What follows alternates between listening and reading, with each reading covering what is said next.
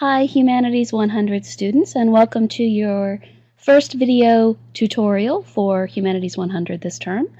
One of the first things I wanted to talk about in this first video is what a theme is.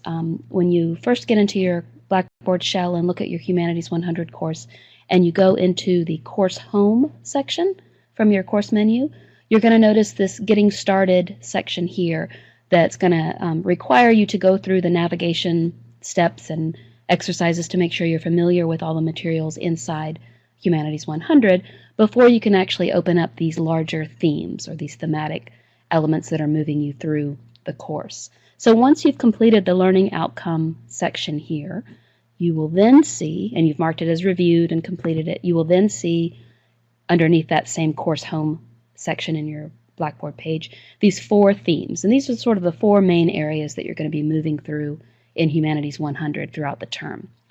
You've got Theme 1, Introduction to the Humanities, Theme 2, Fundamentals of Human Culture, Theme 3, Major Developments in the Humanities, and Theme 4, Value of the Humanities in Contemporary Issues.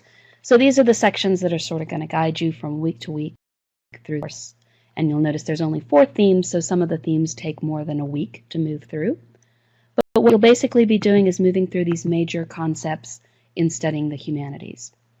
So for the first couple of weeks in Humanities 100, you're going to be looking at this Introduction to the Humanities, defining what the humanities are, who creates works of art, who are the kind of people that create them, and what kinds of things are created, and how are works affected by the cultures in which they were created.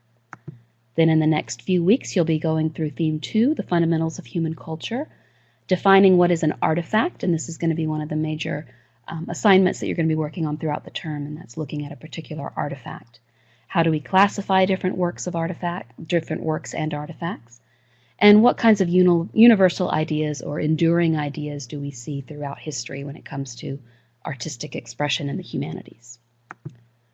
Then a little more than halfway through the term, you'll move into Theme 3, and these are the major developments in the humanities, where you're going to be kind of moving through the timeline of history, moving from one period to the next and looking at different styles and time periods in art. So you'll be starting with the ancient world, moving up through the Middle Ages and the Renaissance, and finally moving closer to the modern period, where you'll be looking at Romanticism, Realism, Impressionism, and finally getting into the modern and contemporary worlds.